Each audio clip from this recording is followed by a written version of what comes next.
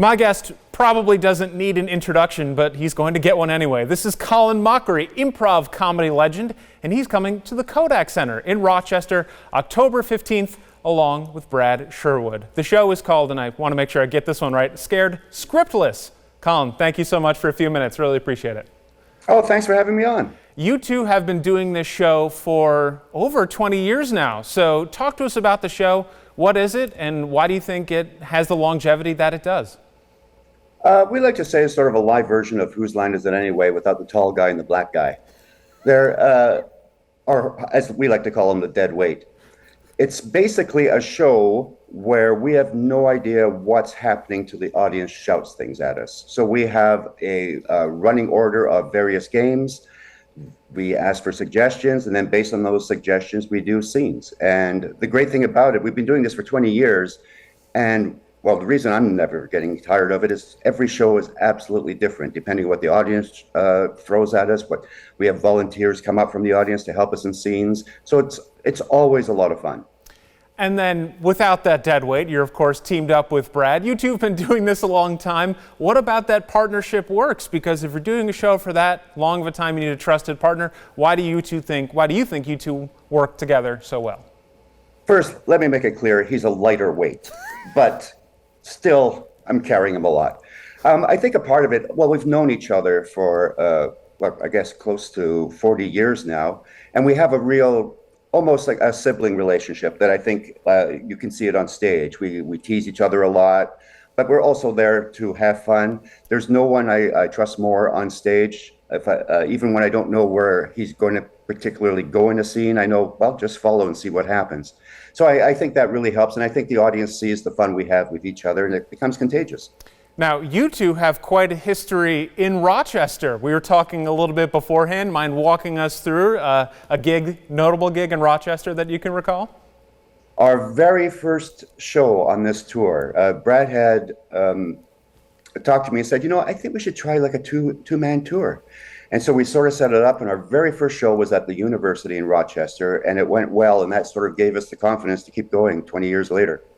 And then the other thing I wanted to touch on, you mentioned at the beginning, we were discussing improv comedy and how this show in particular, it's always fresh, you never know what you're going to get, but you've been doing this for just a little bit of time. What about improv comedy makes you keep coming back, gives it new life? Because it's a long time to do something. What about improv comedy makes you keep coming back? Well, it's just, it's the most dangerous thing in my life. I'm never going to jump out of a plane or, race with trains, if that's a thing. But I love the fact we go out with absolutely nothing in front of an audience who have paid money to see a show. And it's always exciting. It's always fun. At no point can we just kind of walk through the show and go, okay, we know what's going to happen here. Every show is work, and that work is fun, and I'll keep doing it as long as the hips hold up. Most people know you from Whose Line Is It Anyway? And I do want to ask about that show. Improv comedy, classic staple. It's gained a second life on YouTube as well. I want to ask, what has that show meant to you personally and professionally? Oh, I mean, it certainly gave all of us a career and gave us a chance. Well, it gave Brad and I a chance to be able to do this as well as everybody else. And personally, all these guys are like my best friends. I grew up with Ryan, so I've known him the longest. Greg was the first, I think, American that I met on a show when we did the British version. And they've all become really good friends. We always really enjoy each other. And professionally, the fact that I'm making a living doing something that didn't exist when I was growing up just constantly amazes me. So Whose Life is very special to me. Whose Life, did I say? That's Freudian.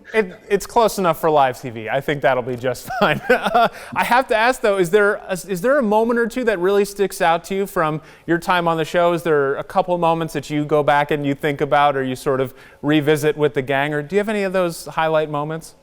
Yeah, I mean, the beauty and the curse of improv is like once you do it, it's gone forever. I mean, we're lucky in that we film Whose Line, so I do get to see things. But I think the three things that stick out to me is the scene we did with Richard Simmons, which I still believe is like one of the funniest things that's ever been on television, and mostly thanks to Richard.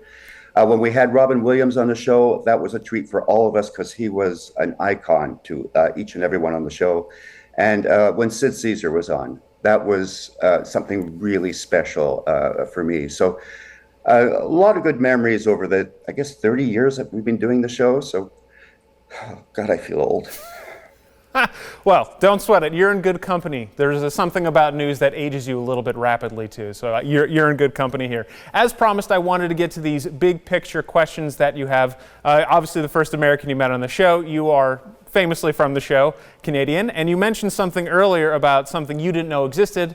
From your perspective, now becoming a career. But what about your hometown would you say informed your comedy or anything else in your career? My hometown, well, I was born in Kilmarnock, Scotland, and left when I was 6. So I don't really have a lot of memory of it. But being Scottish does inform, I think, a lot of my comedy. I have a dark part of a dark sense of humor, which I get from the Scots. The Scots can find humor in anything that's horrific. And I think I have that skill. You've been on so many fantastic improv shows, TV shows, written word, all this kind of stuff. But for you, if there's a next feather in your cap or next big achievement that you want to hit, what would it be? This is what I want. And time's running out, let's face it. I want to be the star of an action movie. All the action movies you see, you kind of know, yeah, they're going to make it. With me, you wouldn't have that certainty. I think it would make it very exciting. Will I make it through the first 5 minutes? Who knows? Well, I was going to say that might up the level of maybe that would be the most dangerous thing that you do. So that would be a good next accomplishment there for you. Last thing here, do you have any advice for aspiring improv comedians? Yeah, if there's anything else you like doing, do it instead.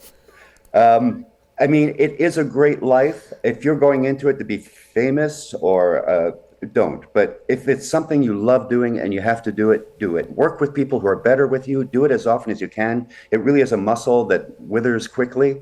Watch people that you love who improvise and see what they're doing and pick their brains and just do it as much as you can.